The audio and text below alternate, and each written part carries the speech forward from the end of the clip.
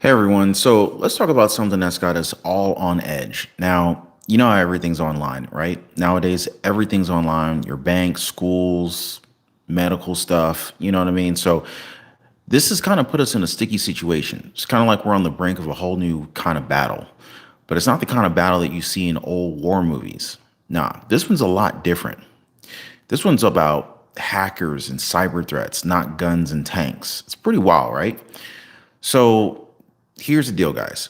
We've been facing a lot of these cyber attacks that could really kind of mess things up. I mean, everything from our water supply to how we get our electricity. And it's some really serious stuff. And it could really throw a wrench in, well, pretty much everything.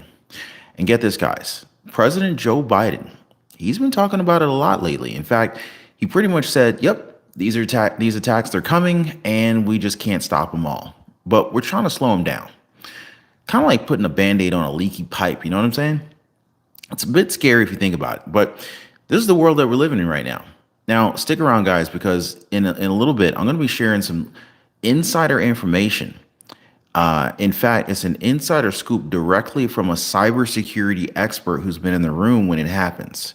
So you're not going to find this information anywhere else. So, I'm going to be sure to share this information with you guys. It's the kind of deep dive detail that you can only find off record, if you know what I mean. So if you guys appreciate the updates, if you appreciate the daily updates, definitely drop a like for the video and subscribe to the channel. I really appreciate you guys. Now, we're going to be talking about strategies, potential targets, and some surprising vulnerabilities that you guys need to know about. Trust me, it's a game changer, and you're going to want to stick around and hear every single word of it. So, and after all, it's not just about the techies and the government people. It's about all of us, right? So I just want you guys to stay safe out there and watch your six. You know what I mean? And if you appreciate the information, hit the like button and subscribe to the channel. So President Joe Biden recently dropped some big talk on us. Okay, now he basically said, "Look, cyber attacks, well, they're coming our way, and there's no sugarcoating it, right?" And instead of promising to stop them dead in their tracks, he's now just looking to kind of slow them down, kind of like hitting the brakes before a speed bump. It's more about damage control at this point, right? So here's the deal, guys. This whole cyber warfare scene, it's a little bit like a never-ending game of whack-a-mole. You guys ever play that in the arcades? I might be showing my age, but anyway, so we're constantly on our toes because these threats, they just keep evolving. That's why they keep coming out with new firmware for your phone. You ever get those annoying updates and it's like your phone wants to update in the middle of you doing something and it's usually in the least opportune time? Yeah. They're trying to protect you by upgrading their cybersecurity, the firmware on your phones, on your laptop, etc. The apps that run on your phone. So now the sad truth, stopping all attacks it really isn't in the cards right now. So the big plan is about making them a little bit less frequent and less nasty. That's the White House's best bet right now. Kind of like choosing to weather a storm with a sturdy umbrella versus, trying to stop the rain altogether. So here's the kicker. The whole let's just deter them strategy is kind of making a lot of us uneasy, Now, sure, it's a plan, but what does it really mean for national security? And what about our troops here at home? What about our troops out there? They're really the ones that are on the front lines of this digital battle. So, while the higher ups are pretty much talking strategies, we're the ones that are left, wondering what this really all means for us and for our safety. And of course, if you look at the recent surge in cyber attacks, it's alarming. You got U.S. troops having faced well over 100 attacks in the past few months. And of course, these incidents aren't just merely numbers. These represent a direct threat to the lives and the safety of our service members and a very significant risk to our critical infrastructure. The attacks, which have been attributed to various Iranian-backed militant groups like Hezbollah, Hamas, the Houthis, they've escalated in frequency and intensity, and it's indicating a worrying trend that could easily potentially extend to U.S. soil. And we've received more and more threats about this. So President Joe Biden's plan involves this multifaceted, multi-pronged approach to slowing down these attacks.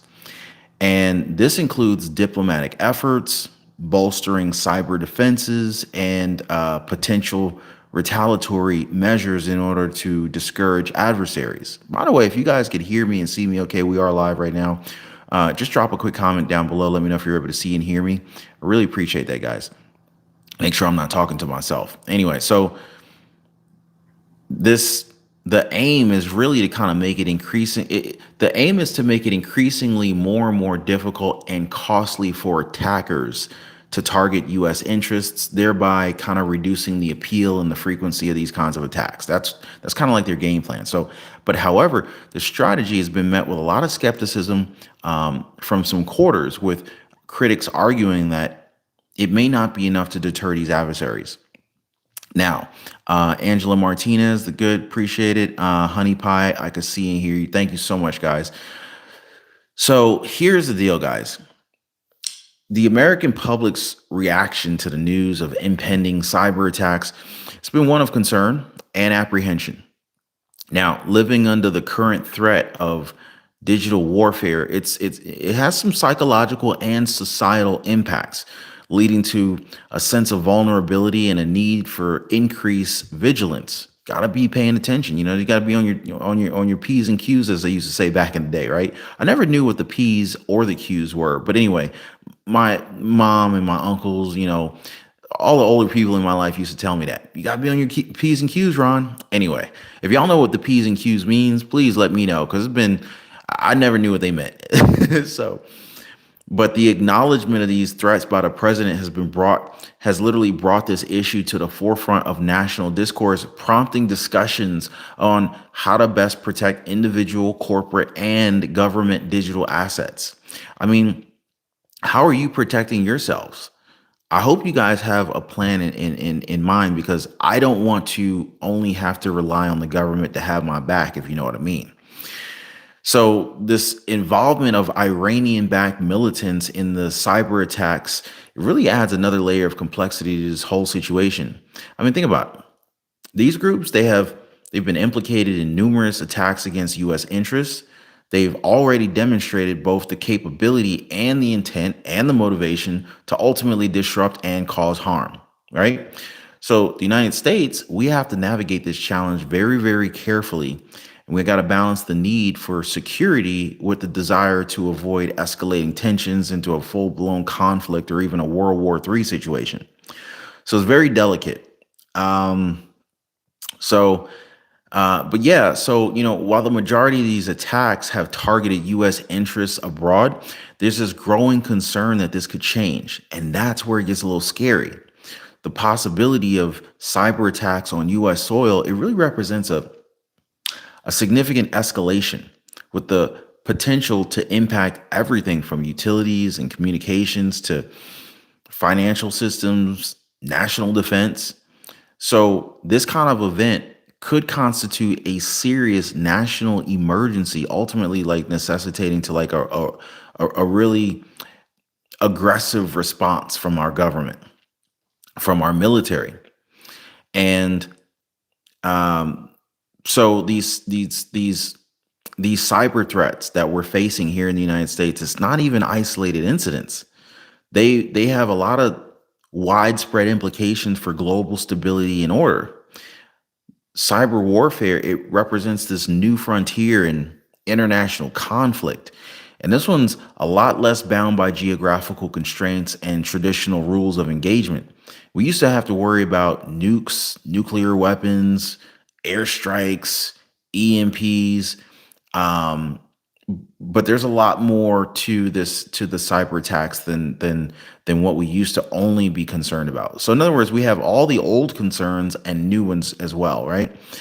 Now, how the United States responds to these threats and how it cooperates with allies and confronts adversaries in this digital space is going to be significantly influencing the global cyber landscape. And that's where it gets a little concerning. So I don't know if any of you guys have ever experienced any kind of identity theft or a person. If you've ever gotten a letter from any company you've ever done business with saying, "Hey, your information was compromised, but here's a free, a year subscription to a credit report, or maybe 5 year subscription to a credit report." If you've ever had to deal with a cyber attack, you'll never forget it. I'll just say that. Now, these ongoing cyber threats are likely to influence the future direction of U.S. foreign policy, and it's a little concerning because when you think about these cyber attacks, um, it just makes you think that if we're going to face this thing and be successful at facing these cyber attacks, you probably want a president that's really keen on technology. And I just think that that would be really, really helpful since that's the new frontier that we're going to be up against, right? Let me know if you guys agree on that one. So the administration, they have to consider how to protect national interests while avoiding actions that could provoke further attacks or even lead to an escalation in hostilities. And we've already been warned about sleeper cells being here in the United States. Well, there are a lot of hackers that have access to our systems already. They just haven't struck yet. So unfortunately, we could be hit any moment. We're almost just waiting for it to happen. Because anyway, that's just the way it works.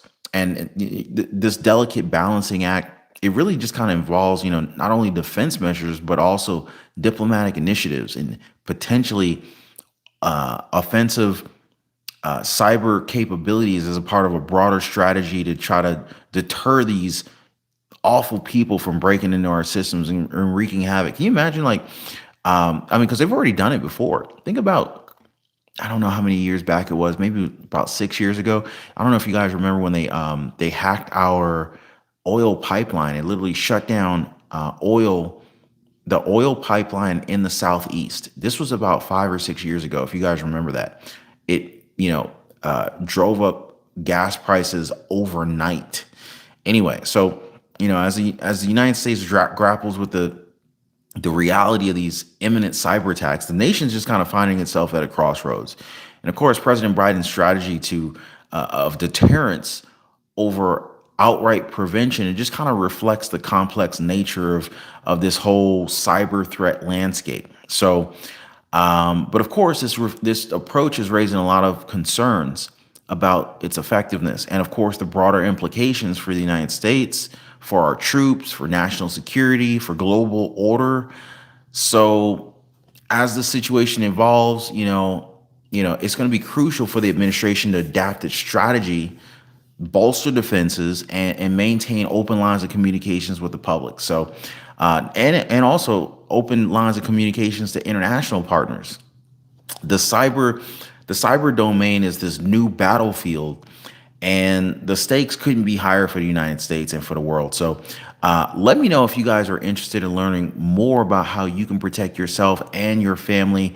I'd love to hear from you guys. Let me know what you're thinking in the comment section down below. If you haven't already, definitely hit the like button. Consider subscribing to the channel for more updates, and I'm going to see you guys on the next one. Y'all be safe.